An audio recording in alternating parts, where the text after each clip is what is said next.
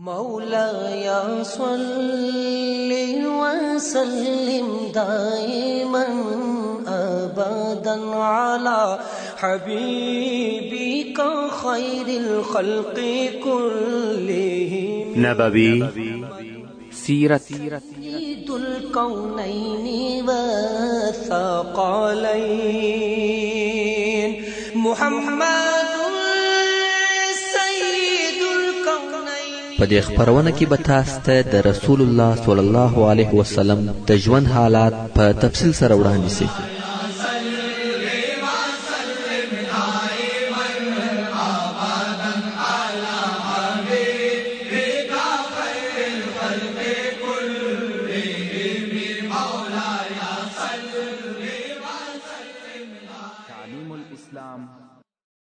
أعوذ بالله من الشيطان الرجيم. بسم الله الرحمن الرحيم.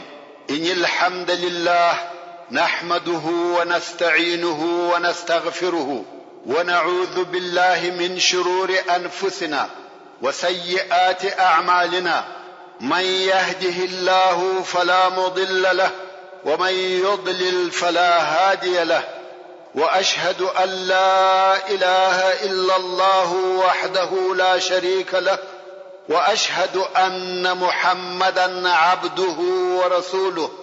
أما بعد، محترم ورونو، موږ د هغه ډلو حالات بیانول چې مدینه منورې ته د اسلام راوړلو د پاره ورتلې او اوس هم هغه بیان ادامه لري. ورونو، د ډلو په جمله کې یو وخت یو اعرابي ورسول الله صلی الله علیه و آله وسلم ته راغلی چې د سر د وریښتانو څخه دوه اوږدې کوڅې جوړې کړې وې. ورسول الله صلی الله علیه و آله وسلم ته ویل: یا رسول الله، په هغه الله پوښتنه درڅخه کوم چې مځکه، اسمانونه او غرونه پیدا کړی دي.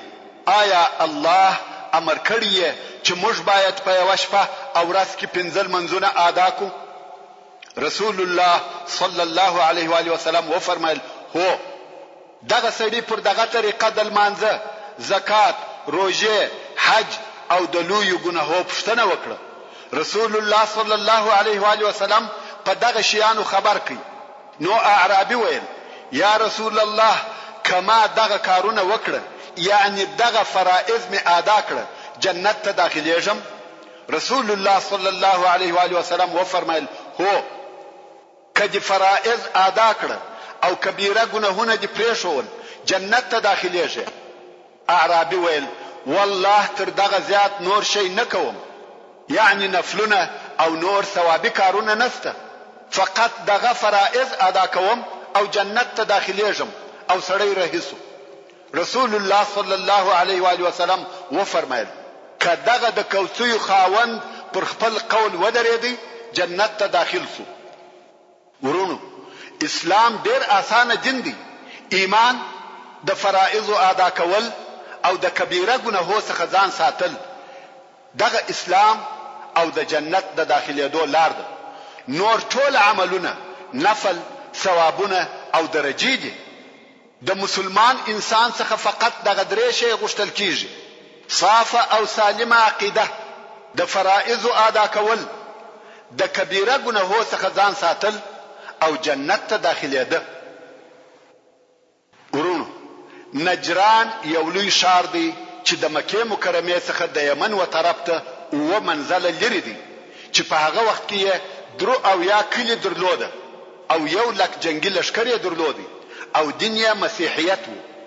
نجران د 3 نفرو د طرفه اداره کېدی، یا دا چې 3 نفر یې مشران وو. یو ته عاقب ویل کېده چې حکومت او امریت د پلاس کې وو او نوم یې عبدالمسیح وو. بل ته سید ویل کېده چې سیاسي او ثقافتي کارونه د اداره کول او نوم یې شرحبیل وو. دریم یې اسقف وو چې دینی مشرتوب او روحاني قیادت د په اختیار کې وو او نوم یې ابو حارثه ابن علقمه. رسول الله صلی الله علیه و آله وسلم یو رساله و نجران ته ولېږل چې په هغه لیک کې د نجران و خلقو ته دغه درو شیانو په باره کې اختیار ورکړل شوی وو.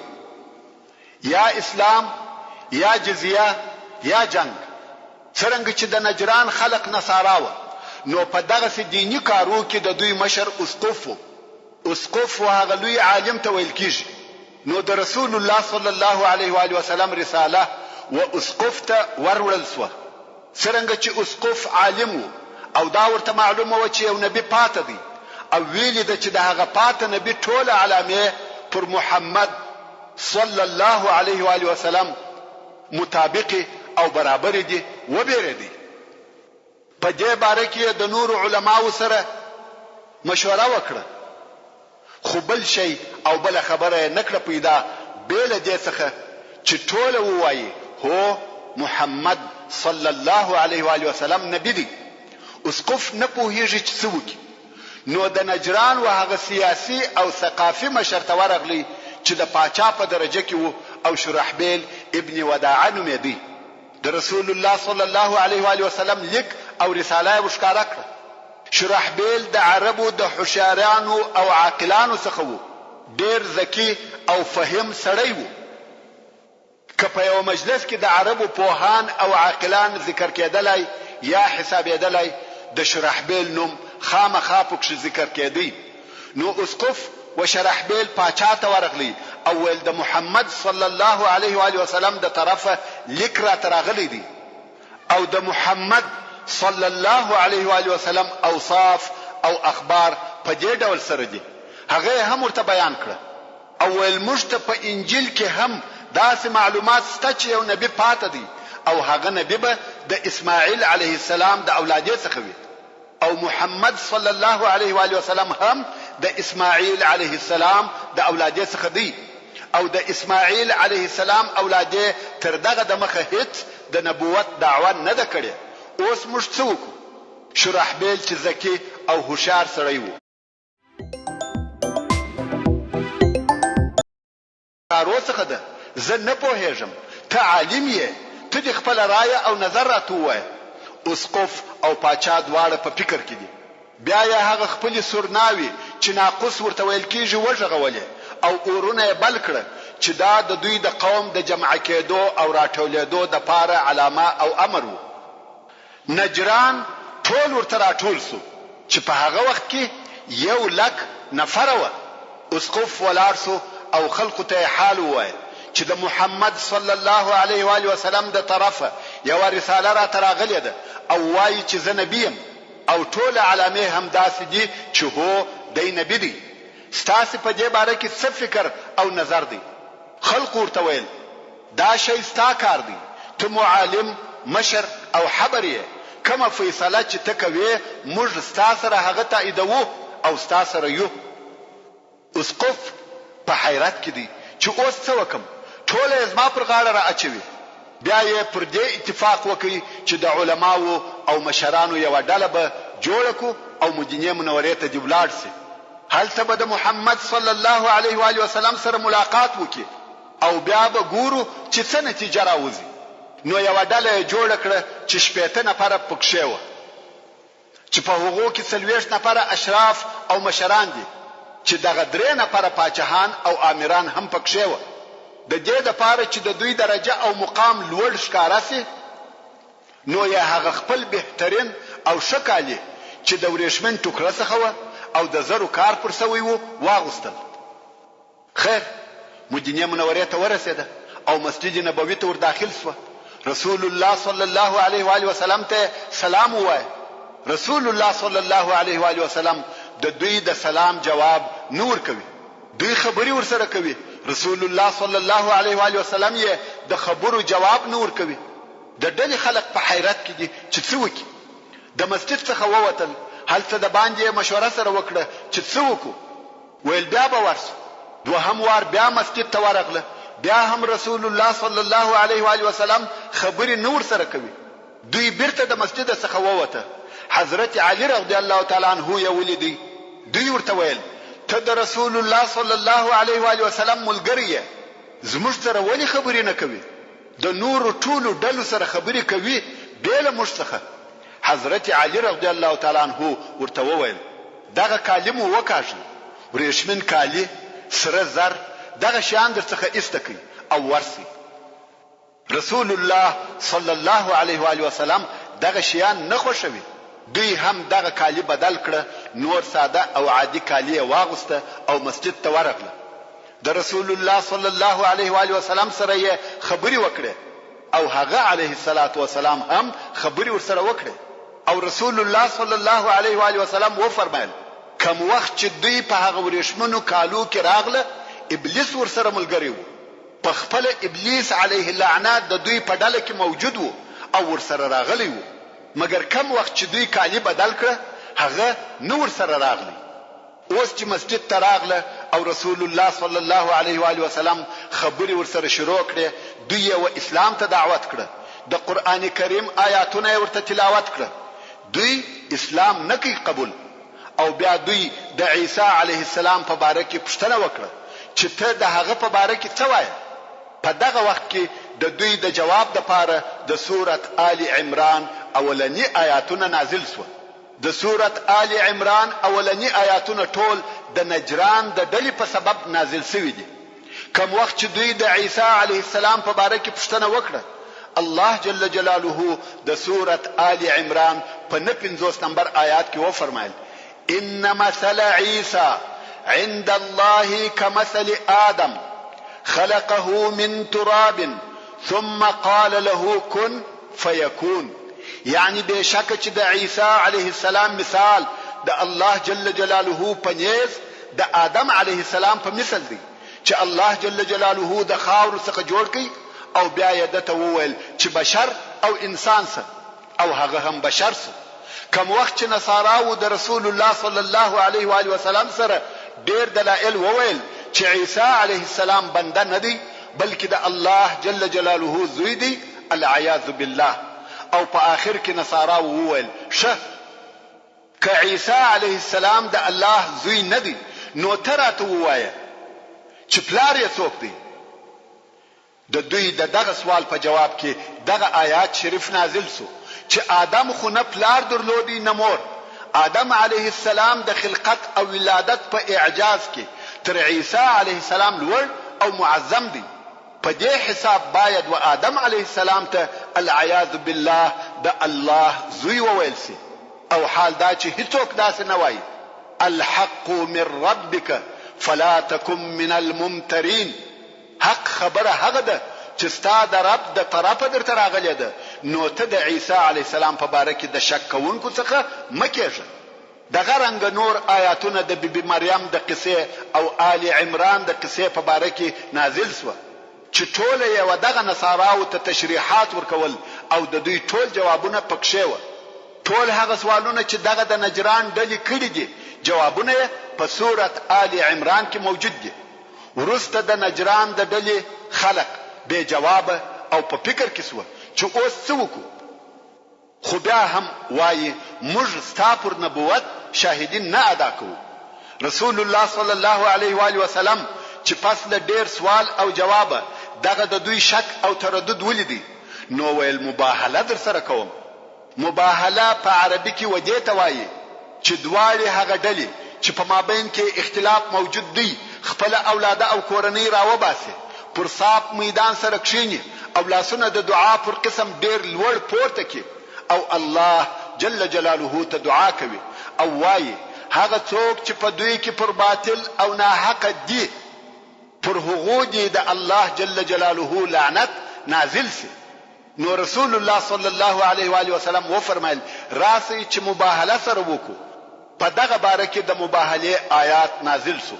الله جل جلاله د سورۃ آل عمران په 1 نمبر آیات کې فرمایي فمن حاجك فيه من بعد ما جاءك من العلم. یعنی هر هغه څوک چې د عیسی علی السلام په باره کې پس له هغه څخه چې تاسو صحیح علم حاصل سو دلیل در سره وایي فقل تعالوا ندعو ابناءنا وابناءكم ونساءنا ونساءكم وانفسنا وانفسكم ثم نبتهل فنجعل لعنة الله على الكاذبين. نو اے محمد صلی الله علیه و آله وسلم دوی ته وایي راسي چې زموږ زامن او ستاسې زامن، زموږ ښځې او ستاسې ښځې، زموږ ځانونه او ستاسې ځانونه راوبولو او بیا مباهله سره وکړو او وبوایو چې د الله جل جلاله لعنت دی پر درواغجنانو وي. کوم وخت چې دغه آیات شریف نازل سو، رسول الله صلی الله علیه و آله وسلم د حضرت فاطمه رضی الله تعالی عنها وکورته ورغلی. دا حضرت علی او د دوی زامن حضرت حسن او حسین د رسول الله صلی الله علیه و آله وسلم المسیان رضی الله تعالی عنهم اجمعین راویستل او نصاراو ته وویل راسي ما خپل کورنۍ راويسته، اوس نو مباهله را سره وکي، تاسو هم دعا کوي او زه به هم دعا کوم چې د الله جل جلاله لعنت دې پر درواغجنانو نازل سي. د نجران ډلې چې اوس د رښتیا میدان ولیدي نو یې مشوره سره وکړه. هغه عاقب او سید چې د نجران پاچاهان بلل کېده یو د بل سره وویل پام کوه چې دا کار ونه کې، که محمد صلی الله علیه و آله وسلم نبی وو او لعنت را باندې وایي په والله نه به موږ خلاصو او نه زموږ راتلونکي نسلونه د مځکې پر مخ به زموږ نه ورېشته پاتې سي نه نوک، بلکې ټوله به هلاک سو. پس له مشورې وویل یا مباهله نه در سره کوو. وبېرېده. په دوی کې بیره او تردد دواړه موجود و. تر اندازې زیات په چرت او فکر کې دي، نه پوهېږي چې څه وکړي. دوی په دغه حیرت او تردد کې دي چې هغه د دوی پاچا شرحبیل ورته وویل زما خبره واوري، دغه مشکل حل زما سره دی. قوم ویل څه نظر او فکر دي؟ شرحبیل ویل اسلام نه غواړو، موږ پر هغه خپل دین یو، مګر د محمد صلی الله علیه و آله وسلم کرم، سخا، انصاف، عقل، حلم او عدل مټول ولیده، د هیڅ طرفه کموالی نه لري. نو زما نظر دادی چې د دڅخه وغواړو چې زموږ په باره کې دی علیه الصلاۃ والسلام دې زموږ د پاره خوش او اختیار کړي چې موږ بیل اسلام باید څوک پر دغه رایه او نظر اتفاق سره وکړي او رسول الله صلی الله علیه و آله وسلم یې په خپل فیصله خبر کړي. رسول الله صلی الله علیه و آله وسلم و فرمایل که زه اوس تاسو د پاره یو شی اختیار کم، شاید ستاسو قوم هغه شی ستاسو سره ونه مني. شرحبیل ویل زه د قوم مشر او رئیس یم، زما خبره څوک نه را ردوي. هغه نور ملګرو هم تصدیق وکي چې هو دغه څه ده، د امر چلیږي. رسول الله صلی الله علیه و آله وسلم و فرمایل چې تاسو د اسلام څخه انکار وکي زه د جزیه حکم در باندې کوم. موږ مسلمانانو ته به جزیه راکوي، دوی هم جزیه قبول کړه. نو نجران د اسلام د حکم تابع سو او جزیه ورکول. خو بیا په ورسته کې قرار اسلام پکښ نشریدي او ټول نجران مسلمان سو. دا و اسلام ته د نجران د خلقو د داخلي دو قصه و. ورونو فروه ابن عمر د روم په لشکر کې یو عربي قومندان و او د روم د طرفه د هغه لشکرو امیر او حاکم و چې وروم ته نږدې په عربي مځکو کې لکه معان او د هغه په شاوخوا کې پرته وي. پس له هغه څخه چې فروه د مؤته په جنگ کې د مسلمانانو شجاعت او صداقت، همت او مړانه ولیده، مسلمان سو. او بیا یو رسول الله صلی الله علیه و آله وسلم ته یو قاصد د دې لپاره ورولېږي چې د په اسلام یې خبر کړي. او رسول الله صلی الله علیه و آله وسلم ته یو غاتره په هدیه او سوغات کې هم ورولېږل. کوم وخت چې د روم حاکمان د فروه په اسلام خبر سو نو یې دی ونیوي او بندي کړي او بیا یې اختیار ودته پریښاوه چې یا به د اسلام څخه اوړي مرتد کېږي به یا دی وژني. خو فروه رضی الله تعالی عنہ مرګ تر ردت خوش کړي. نو یې په فلسطین کې د هغه ابو سره چې عفرا ورته ویل کېده پدار کړي او سر یې ورپرې کړي. ورونو تاسو ودغه خلق ته وګورئ چې د اسلام د پاره تر ولایت او قومندانۍ تیرېده او مرګ یې قبلاوه. خو نن ورځ په مسلمانانو کې داسې کسان هم پیدا کیږي چې د یو څو ورځو موقتی چوکۍ یا کرسۍ د پاره تر اسلام تیریږي او الهي ذلت اختیاروي. او او بیا د حمیر څخه یو ډله راغله او مسلمانان شو. حمیر په یمن کې د یو ځای نوم دی.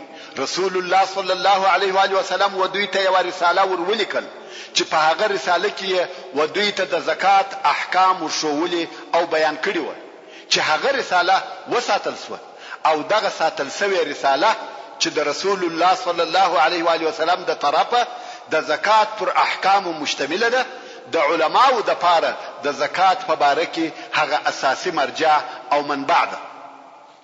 د هجرت د 9 کال په آخره کې د بنو بجیله یو ډله راغله چې مشر عبد الله ابن جرير البجلی رضی الله تعالی عنه. دغه عبد الله د رسول الله صلی الله علیه و آله وسلم د هغه لوړو او نږدې اصحاب کرامو څخه دی. عبد الله ابن جرير رضی الله تعالی عنه په خپل روایت کوي او وايي زموږ ډله د جمعې د لمانځه پر وخت و مدینه منورې ته ورسېده او رسول الله صلی الله علیه و آله وسلم د جمعې د لمانځه خطبه ویل. څرنګه چې زموږ نیت د مسلمانېدو اول مو غسل وکړي او بیا مسجد ته ورداخل سو. د مخه خطبه ویل کېده، خو کوم وخت چې موږ مسجد ته ورننوتو رسول الله صلی الله علیه و آله وسلم ساکت وو او د مسجد ټول حاضر خلق و ما ته ګوري. زه چې د مسجد په دروازه ورننوتم ټول خلق مخان د دروازې و طرف ته را اړولې و او ما ته کتل. د مسجد و هر طرف ته چې تیرېږم بیا هم خلق ما ته ګوري.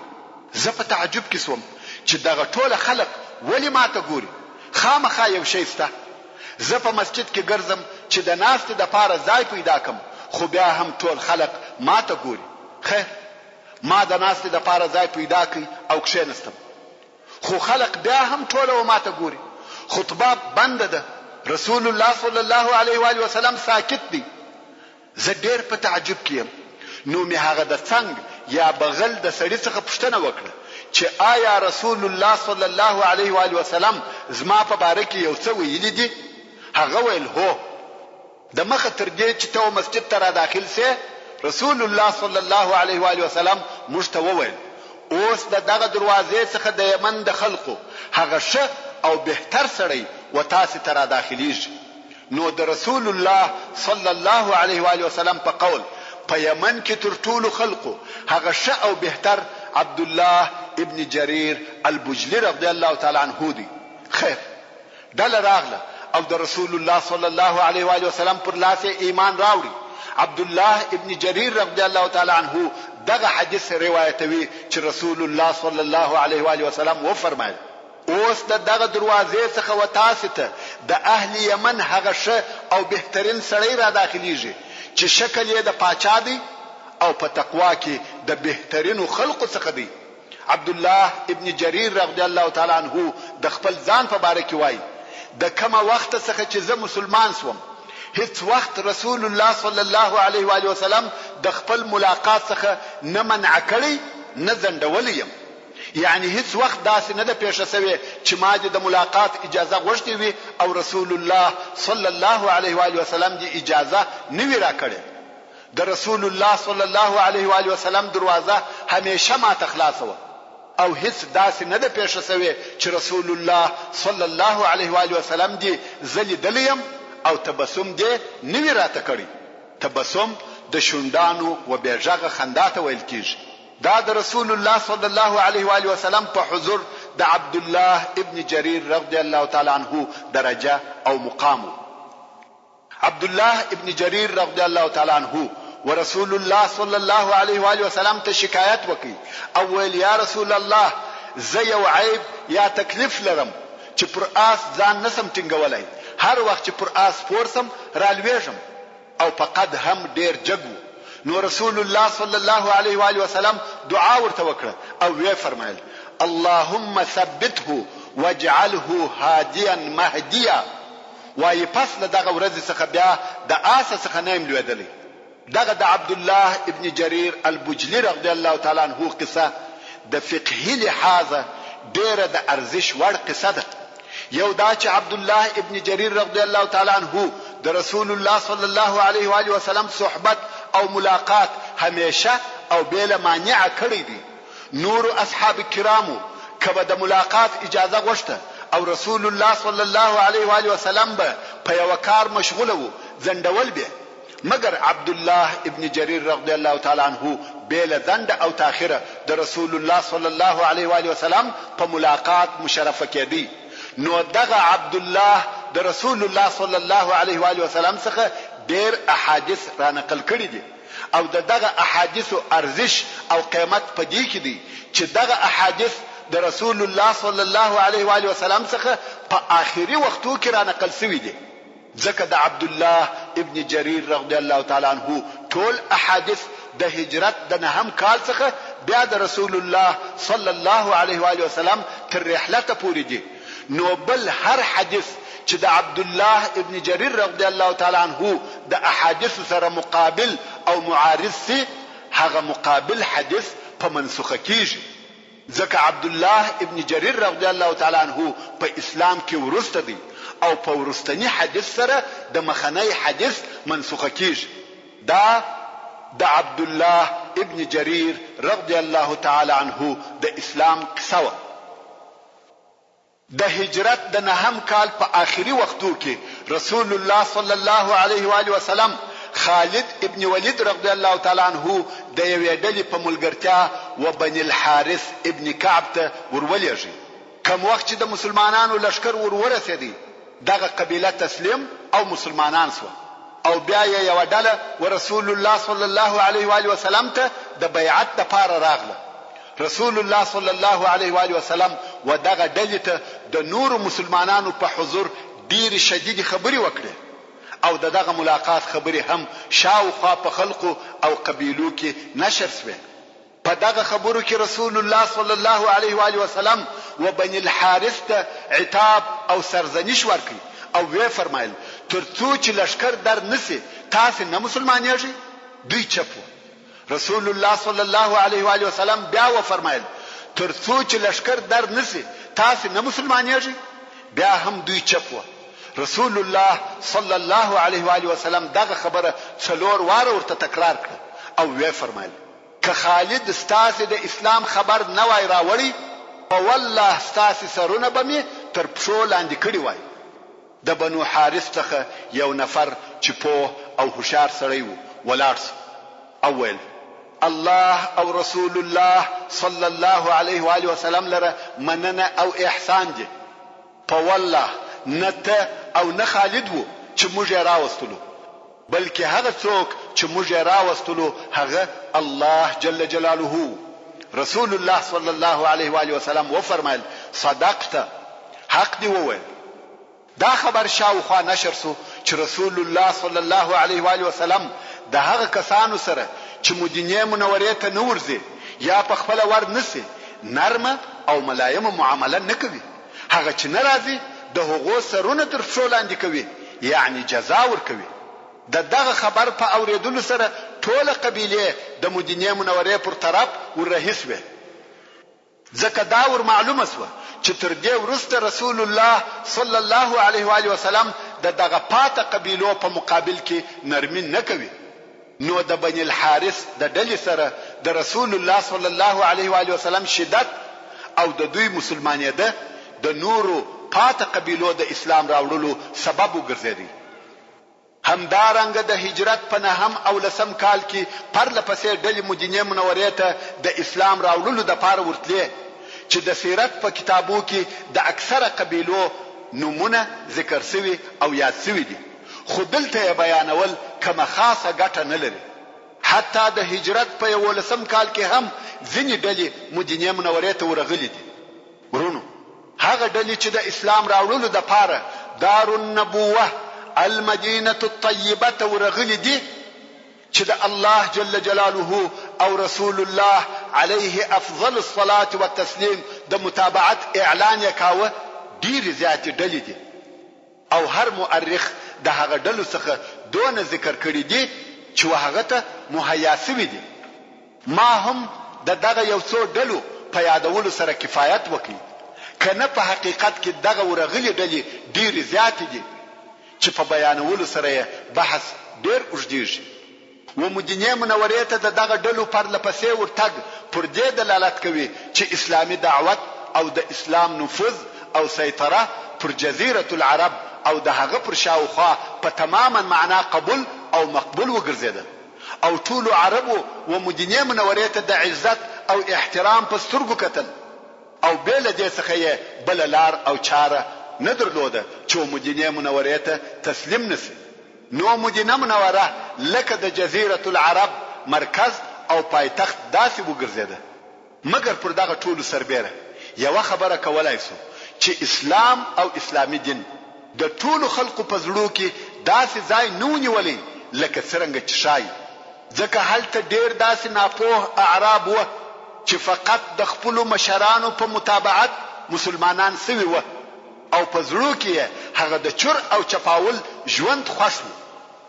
اسلامي تعالیم او قوانینو د دوی وزړو ته پوره لار نه وکړي او د دوی اخلاق په پوره ډول سره نو ور محذبه کړي لکه څنګه چې الله جل جلاله دغه قسم ځینو اعراب حال د سوره التوبه په 9 او 8 نمبر آیاتو کې بیانوي او فرمایي: الاعراب اشد كفرا ونفاقا واجدر الله يعلم حدود ما انزل الله على رسوله والله عليم حكيم. يعني ځینې صحرایي عرب د کفر او نفاق د لحاظه تر شاریانو ډیر سخت دي او د دې لپاره ډیر لائق او مناسب دي چې دوی د هغه احکام په حدود پوه نشي چې الله جل جلاله پر خپل رسول صلی الله علیه و آله وسلم نازل کړی دي او الله جل جلاله په ټولو حالاتو عالم او د حکمت خاوند دي. ومن الاعراب من يتخذ ما ينفق مغرما ويتربص بكم الدوائر عليهم دائرة السوء والله سميع عليم. او د اعراب څخه ځینې هغه کسان دي چې کم شي چې دوی د الله جل جلاله په لار کې ورکی هغه فقط یو تاوان او جریمه بولي چې تحویل یې کړ او ساس مسلمانانو د پاره د ورځو د ګرځېدو انتظار کوي چې کله به پر مسلمانانو د زمانه چپه ګرځېدل راسي. خو دغه د زمانه چپه ګرځېدل دي پر دوی وي او الله جل جلاله اوریدونکي او ډیر عالم دی. خو بالمقابل هل تبع داس اعراب هم و چې الله جل جلاله پر دوی شوی لیدي او فرمایي: ومن الاعراب من يؤمن بالله واليوم الاخر ويتخذ ما ينفق قربات عند الله وصلوات الرسول الا انها قربة لهم سيدخلهم الله في رحمته ان الله غفور رحيم. يعني ځینې د اعراب څخه بیا هغه دي چې پر الله او د قیامت پر ورځ ایمان لري او هر هغه شی چې دوی د الله جل جلاله په لار کې ورکی هغه و الله ته د نږدې کېدو سبب بولي او د رسول الله صلی الله علیه و آله وسلم د دعا سبب یې بولي. يعني په دغه خیر او صدقه سره به الله ته نږدې سو او رسول الله صلی الله علیه و آله وسلم به دعا راته وکي. نو الله جل جلاله په فرمایي چې هو خبر اوسئ دغه صدقه او خیرات د دوی د پاره د نږدېوالي سبب دی. الله جل جلاله ترجره دوی په خپل رحمت کې داخل کی بشک چې الله جل جلاله شبخشونکی او ډیر مهربان دی. دا خو اعراب یا صحرایي عرب و چې الله جل جلاله و دوه ډلو یا دوه قسمه وویشل. مگر شاری خلق کم چې په مدینه منوره مکه مکرمه ثقف او ډیر خلق چې په یمن او بحرین کې و په حقوق ایمان او اسلام ډیر قوي وو او د رسول الله صلی الله علیه و آله وسلم لوی اصحاب کرام او د مسلمانانو ډیر علما هم د دوی څخه دي. ورونو لکه څنګه چې خلق په ډلو ډلو رسول الله صلی الله علیه و آله وسلم ته د خپل اسلام د اعلانولو د پاره راتله هم دارنګ رسول الله صلی الله علیه و آله وسلم خپل قاصدان او رسولان و مختلفو ځایو ته لېږل چې وخلقو ته اسلام او د هغه احکام وروشي. څنګه چې اسلام په ټوله جزیره العرب او د هغه په شاوخوا کې نشر سو نو ودې ته ضرورت پیدا سو چې معلمان او مرشدین داعیان او مبلغین وخلقو ته د اسلامي دین حقیقت تشریح کې او وروشي لکه څرنګه چې اسلام د دوی په مځکو او وطن کې نشر سو، همدارنګه د دوی په زړه کې باید قرار او ثبات پیدا کړي. نو د همدغه مقصد د پاره رسول الله صلی الله علیه و آله وسلم و هر ځای او هر طرف ته معلمان او مبلغین لېږل، چې په هغه جمله کې خالد ابن ولید رضی الله تعالی عنه د نجران و خلق ته ولېږي چې هلته خلق و اسلام ته دعوت کړي، د اسلام عقیده او احکام وروشي. حضرت علی رضی الله تعالی عنه د یمن و منطقه ته ولېږي. ابو موسی الاشعری رضی الله تعالی عنه او معاذ ابن جبل رضی الله تعالی عنه د یمن و نور منطقو ته ولېږل، او دوی ته دا وسط او لارښوونه وکړه چې آسانی کوي او سختی مکوي، خلق ته زیری ورکوي او مې متنفره کوي، تاسو په خپل مابین کې اختلاف مسره کوي. معاذ رضی الله تعالی عنه ته وفرمایل ته به وداسې قوم ته ورسې چې هغه اهل کتاب دي، نو کم وخت چې ورغلی اول یې ودې ته دعوت ک چې د لا اله الا الله وان محمدا رسول الله شاهدی ادا کی، چې په دغه کار کې ستا اطاعت وکړي، دغه در سره ومنل، نو بیا ورته ووایه چې الله جل جلاله په یوه شپه او ورځ کې پر تاسو 15 منځونه فرض کړي دي، کې دا هم در سره ومنل، نو بیا ورته ووایه چې الله جل جلاله پر تاسو زکات فرض کړي دي، چې د دوی د غنیانو څخه به اخلي او د دوی فقیرانو او غریبانو ته به ورکوي، کې دا در سره ومنل. پام کوه چې هغه شمالونه په زکات کې ځنیوان نخلي، د مالو څخه مقصد حیوانات دي، یعنی داسې مکوه چې هغه چاغ او شمالونه په زکات کې ځنی واخلي، بلکې میانه او متوسط حیوانات اخلي. او وی فرمایل د مظلوم د شرع څخه ډیر ځان ساته، ځکه د مظلوم د شرع او د الله جل جلاله په مابین کې حجاب نسته.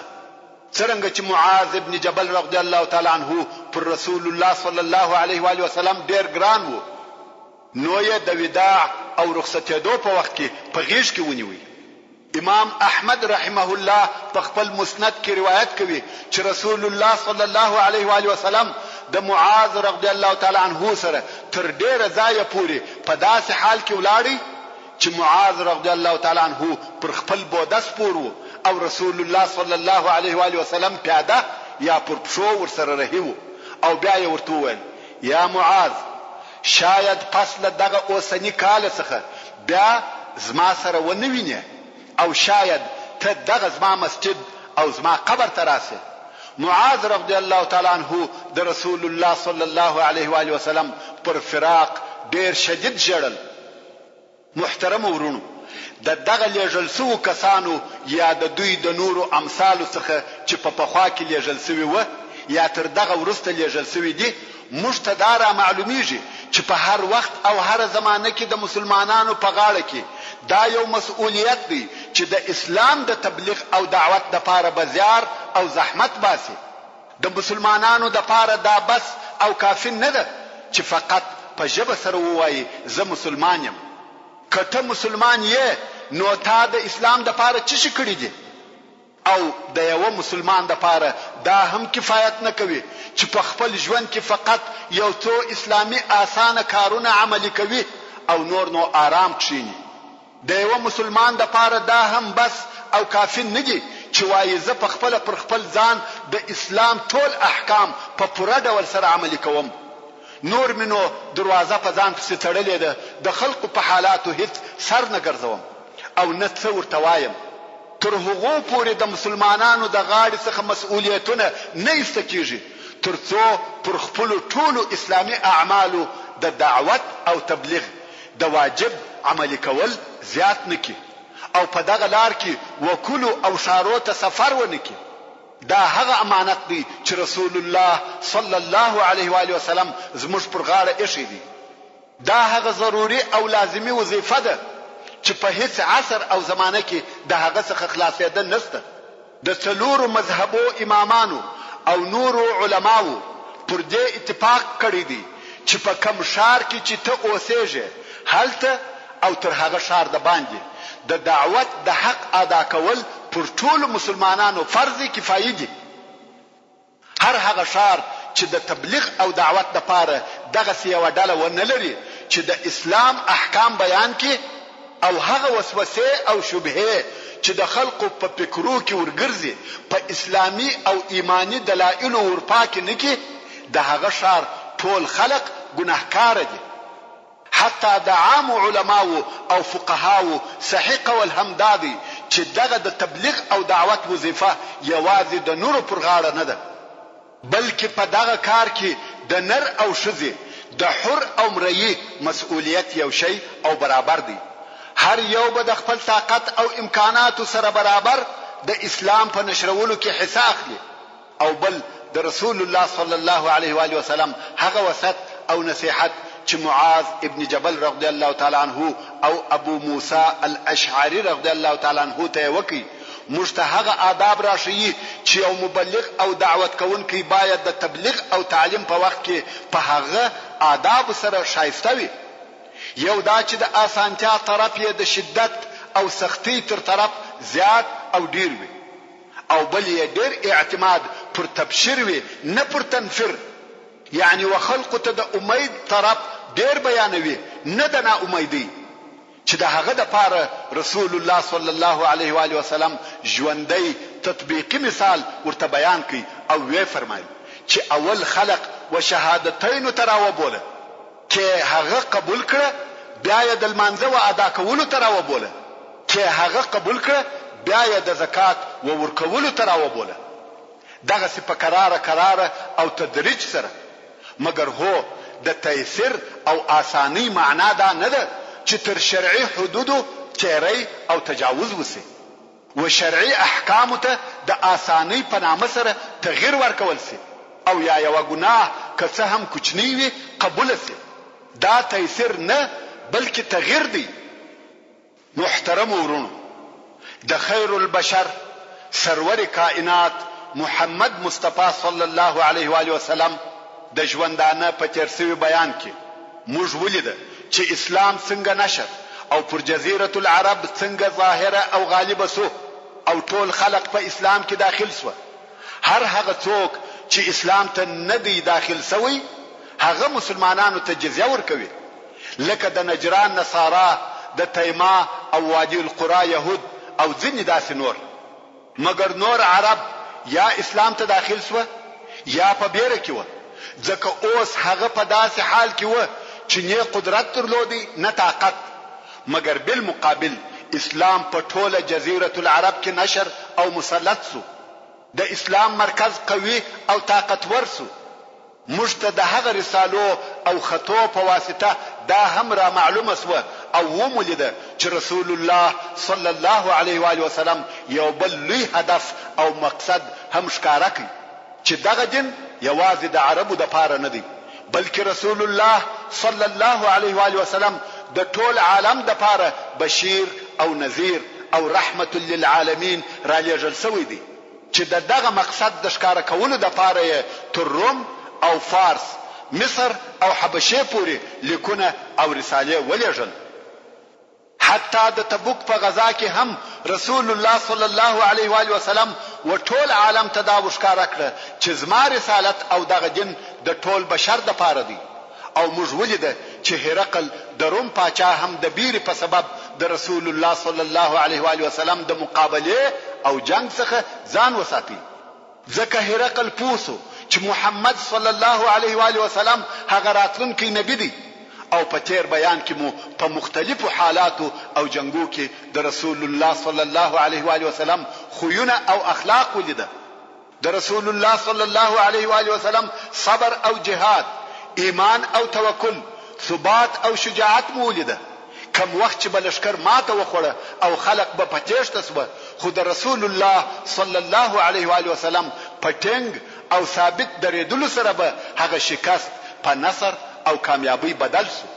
د رسول الله صلی الله علیه و آله وسلم عزم او ثبات، شجاعت او دلاوري، حکمت او پوهی په هغه اندازه کې و چې مثل یې وجود نه درلودي. دا مهم ولیده چې د هجرت په نهم کال کې رسول الله صلی الله علیه و آله وسلم ابو بکر صدیق رضی الله تعالی عنہ د حج امیر ولېږي او خلق ته د الله جل جلاله هغه احکام ورسول چې په سورة التوبه کې نازل شوی و، چې د هغو په جمله کې د مشرکانو څخه براءت او جلا کېده و.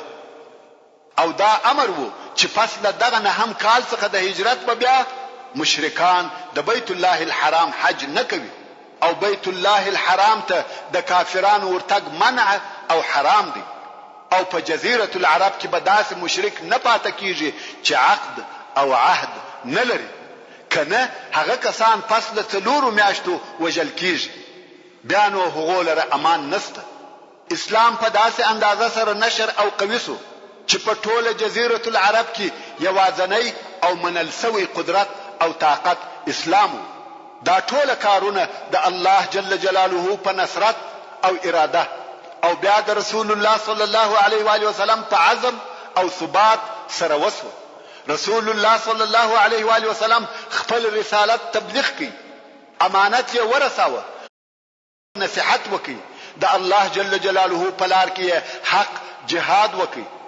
پس له هغه څخه چې په جزیره العرب کې اسلام ثابت او قائم سو، نور نو د الهي دین غالب کول او فتوحات د رسول الله صلی الله علیه و آله وسلم د اتباعو وظیفه وګرځیده. هغه چې پر د علیه الصلاۃ والسلام و هغه په ښه ډول سره ادا کړه. په دغه وختو کې سورة النصر نازل سو.